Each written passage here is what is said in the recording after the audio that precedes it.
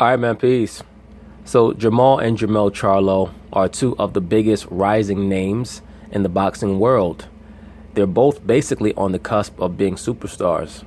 Jermell Charlo is world champion in the 154-pound division. Jermall Charlo is most likely soon to be world champion in the 160-pound division. He is the mandatory for Gennady Golovkin's WBC title. Do I believe that Jermall Charlo will beat him? I think that he'll have the best chance of anyone that Triple G has ever faced. I think that he's a little bit better than Daniel Jacobs, even though I would love to see them fight to find out who's exactly better. But I believe that Jermall Charlo is just so naturally big and strong that as long as he fights smart, he should be the biggest threat to Triple G. But like Rudy Tomjanovich stated almost 25 years ago, you never underestimate the heart of a champion. So I would not count Triple G out of that fight. I would just love to see it get made. So anyway, as you can see, they both sat down to speak about their careers and what they have planned. So they're going to talk about it, and I'm going to chime in. Welcome back to TFG Sports. Evan here with Van, Michael J. Balgog, and two very special guests. In my opinion, the most dominant, well, not even my opinion, it's fact, the most dominant brothers in boxing since the Klitschko's. I agree with that. That is a fact. Jermell and Jermall Charlo are joining us right now on the show. How you guys doing? What's up, man? Look. You guys are killing it. You guys are combined 57-0. Have not lost. It's amazing. Champions. Yeah. I mean, first off, Jermell has notched up 3 more victories than Jermall. How do you feel about that? There you go. We just want to know if there's any brotherly competition, man. Always, he got to catch up. I mean, he had a little experience, but... Yeah, he has a little bit more experience because Jermall Charlo moved up to 160, so it's a little bit difficult for him to make some of the fights that he needs to make to get the title shot. Jermell is still at 154, so he basically is calling shots. As he's going to state later on in this interview, his next fight is going to be against Austin Trout. I believe in the last video that I made pertaining to the Charlo brothers that I predicted that Jermell Charlo would most likely be fighting Austin Trout. He needs to be fighting Jarrett Hurd. So hopefully, after he beats Austin Trout, which I predict that he will, he'll get a chance at Jarrett Hurd. Or Jarrett Hurd will get a chance at him. Because we have to find a way to find out who is the best fighter at 154. But, you know, it don't amount to nothing. Look, man, one of the things that everyone is talking about right now, Jermall beat up Hugo Centeno Jr. on April 21st. Yeah, the Abercrombie and Fitch model. I don't even know what the hell that guy was doing in the ring. 21st, and now you are the mandatory challenger for Look at this fool, Hugh Centeno, looking down, looking like he dropped his contact lens. For Triple G, Gennady Golovkin. Yeah. What do you think about this? Is this fight going to happen? And what's your prediction if you guys do step in the ring together? I'm ready. My prediction is that Jermall Charlo is going to beat him. He's going to be by far the best fighter that Triple G has faced. Yes, I do believe that Jermall Charlo is better than Daniel Jacobs. I would love to see them fight, but I believe that Jermall Charlo hits a little bit harder than Daniel Jacobs does. Beyond that, I saw Triple G in his last fight. I did a post-fight video pertaining to Triple G's fight against Vadas Madisroyan. And of course, that was another showcase fight for Triple G to make him look good. And he does not need that much help looking good because he is a great fighter, even though he's fought a lot of tomato cans, especially recently. Outside of Canelo and Daniel Jacobs, he's fought a lot of tomato cans. So I think that getting in the ring with a Jermall Charlo is going to be a little bit of a shock to his system, especially if Jermall Charlo fights smart. Now, if he chooses to not fight smart, use his range and his distance and his long jab, Triple G could spark his lights out. I have little doubt about that because I know for a fact that Jermall Charlo will never have gotten in a ring with a fighter who hits as hard as Gennady Golovkin. But if he fights smart, keeps his distance, uses his jab as a rangefinder, jabs to the body, clinches and holds, especially along the ropes, and makes Gennady Golovkin work, meaning what?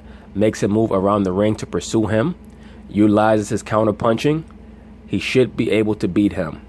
I don't even think that it will go to a decision. I think that Jermall Charlo can stop him. The problem is that Jermall Charlo likes knockouts as much as Triple G does, and that could lead to problems for him. We'll see.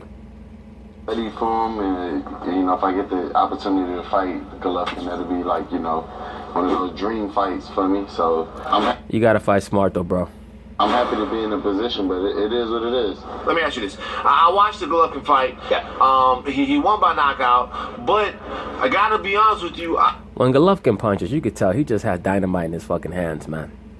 You have certain fighters like that every generation that just got that damn dynamite in their hands. I remember when I was younger, Felix Trinidad was like that. Even though, according to reports, Trinidad used to juice his gloves, but still, that man had dynamite in his fucking hands, that damn Felix Trinidad. I've seen Triple G sharper. Did you see anything in that fight that made you think that it's my time, I need this fight with him now, I can beat him? I mean, you know, you always see last fight, and, you know, and go off of that, but I see the same old GGG, you know, I see the same old Golovkin, the same old guy who makes the same mistakes. I mean, I agree, Golovkin makes a lot of mistakes. That's why Floyd Mayweather stated that Triple G's, you know, he's just regular, no special effects. Straight up and down fighter. But what he does well, he does exceptionally well. He does exceptionally well. And that's what you have to watch out for. Yes, he has a lot of flaws in his game, but his strengths are on the extreme level. It's a different fight when you're fighting somebody, you know, my height, my size. Yeah, but he looks like he... Well, make sure you use your height, bro. Use your height. I hope that you don't try to bum rush him. It's like he hits really hard. I mean, everybody says that nobody in the sport hits harder than Gennady Golovkin. Aren't you a little bit afraid that if he hits you in the right spot, he tags you up, he could be in trouble? Have you seen me hit somebody? Yeah, I've seen him. Yeah, Charlo can punch. He has great power in both hands. He got the hands too, so. We ain't worried about what he, you know, possesses, what I do, you know. All right, so you can't have a super fight alone without your brother getting a super fight of his own. Yeah. So Jamel, who's next for you? Well, you know, I got Austin Trout. That's not a super fight, bro. You need to line up that bout with Jared Hurd. What's going on with that fight? I fight here in LA, so if one of you brothers in the comments knows any information as to why the Jamel Charlo fight versus Jared Hurd is not being made, please edify me. I appreciate it. That's gonna be super epic and dope. June 9th, at the Staples Center, so we got that cooking up. You beat Austin Trout. Who's the dream fight for you? Like any opponent that you could possibly get, the big money fight, the best fight out there for you, who is it? Right. You need to fight Jared Hurd. Right now, I'm the most prestigious champion in the division, so I mean, I see a lot of UFC fighters trying to come over to this game, and so you want to beat up a UFC fighter? I mean, we can entertain the crowd. I mean, let's have fun. Let's have fun. Nobody want to see you fight a UFC fighter, dude. You're not Floyd Mayweather. You have not broken pay-per-view records. Most people outside of boxing circles don't even know who the hell you are. You need to unify those belts and fight Jared Hurd. That's what you need to do. And stop bullshitting. Have fun beating people up at the same time. So. Who do you want? I mean, I know you know names. Who you looking for? Anybody can get it. McGregor, any of them. They, I was about to say, 154. It's 154. They fought at my weight, Floyd. Yeah, they fought at your... He talking about anybody could get it. That's the old Adrian Broner line. That's what Broner used to say before his stock dropped. Your weight. So I feel like they should have chucked me some bread for fighting at my weight. You guys never lose like Evan said. Ain't nowhere in the world Conor McGregor gonna fight you. He probably doesn't even know who the hell you are. Evan said 57-0. What happens when you spar with each other? We don't. We don't spar each Never. other. We used to spar each other then. Yeah. You know, it got to a point where I'm not gonna hit on my brother. And that's how it's supposed to be. Neither one of these cats are supposed to be beating on each other. They're brothers and they're twins. All the ass out here that you can whoop, why would you whoop on somebody who looks exactly like you? It makes no damn sense. And that's your brother. Like on my brother? Hard. Really? So...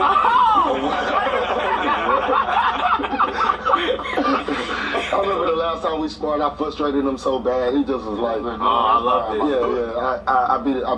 Who won more fights as a kid when you guys were kids? Like in the amateurs or like... No, like when you guys would get in a fight at the house and you guys would be mad at each other in a fight. I fought more than him, but I mean, neither one of us. Yeah, they never really let us fight at home. No, I mean with each other. Like, come on, with each don't do other? it. I have two brothers and we used to get in fights all the time. Oh, man. All he needs to do is try to choke you, that's it. I'm punching him. Why you choking? I'm punching him. All these players choking is like that. I'm just trying to choke me and put me in headlocks. I ain't no...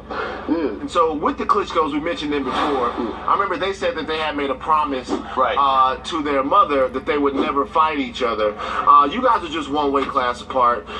Is there any amount of money that could ever make you guys want to fight your brother? I mean, we real about our sport. You know, we real about what we do. There's no reason why we should get in there and try to, you know, dominate our own blood. I grew up with him. You know, we shared rooms together. You know, shared underwear when we was young. You don't even know. You know, the whole. I mean, your mama watch underwear. You young kids, mama watch underwear. You don't know what's wrong with that. You don't know. The cat said we share underwear. The other brother said no, we didn't. And then Jamel said, "How do you know? If mama wash underwear, you don't know whose is who.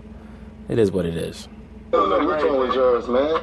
Yeah. That's a little bit too much information, though.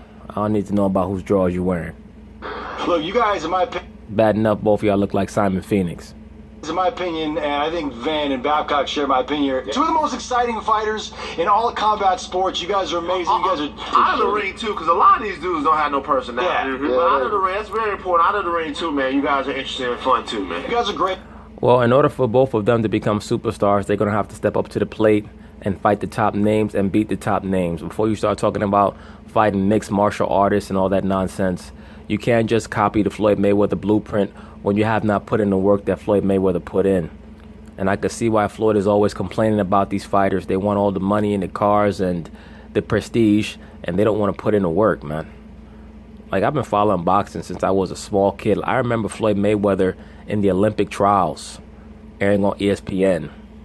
I remember seeing him fight Augie Sanchez and all these other fights where he was an amateur. I remember seeing him in the Olympics. I remember seeing him being built up on ESPN. It took Mayweather 10 years to become a household name. He was already considered basically the number one pound-for-pound fighter by around 2004. Like right after Roy Jones got sparked and then Bernard Hopkins lost to Jermaine Taylor in the rematch a couple of months later. Then Floyd Mayweather became considered the number one pound-for-pound fighter. As a matter of fact, I think it was after Bernard lost the first fight to Jermaine Taylor, because I think that he lost that fight a little bit after Roy Jones got sparked. And then Floyd was fighting in 2004. I'm trying to remember who he was fighting. I believe he was fighting Chop Chop. And he was basically considered the number one pound-for-pound fighter since then. But Floyd had been considered number one pound-for-pound since 98. I mean, he won Fighter of the Year in 98. So he was in consideration, even though by most accounts it was Roy. Point being is it took Floyd so many years to transcend just being a boxing superstar to being a sports superstar and then becoming a mega superstar, as he called it. And he had to lay out the blueprint that a lot of these other fighters are trying to follow. But they don't grasp the fact that by the time Floyd became a household name in 2007, he'd already won a world title in 4 different weight classes. He was moving up to his 5th weight class before he became a household name. Jermall Charlo has just moved to his 2nd weight class. Jermall Charlo is still in the 1st weight class that he's won a belt in. And he's talking about fighting a mixed martial artist. You got to be out of your fucking mind. This is great. Can't wait to continue watching you guys just destroy people. And it's awesome, man. Come back anytime you guys want. Yep, man, that's fine. Appreciate it, guys. Thank you guys very much for joining us. Hey, we ain't ever beat you up, But anyway, good luck to the brothers. It's good to see them on the rise. Hopefully they keep their heads on straight. Jermall Charlo was just involved in an incident involving weed smoking allegations at that gym over here in New York City. To be quite frank with you, during this interview, Jermall Charlo looked like he had puffed on some ooh-wee. Hopefully I'm wrong about that. Hopefully these brothers stay on the straight and narrow. But we'll see what happens. Peace.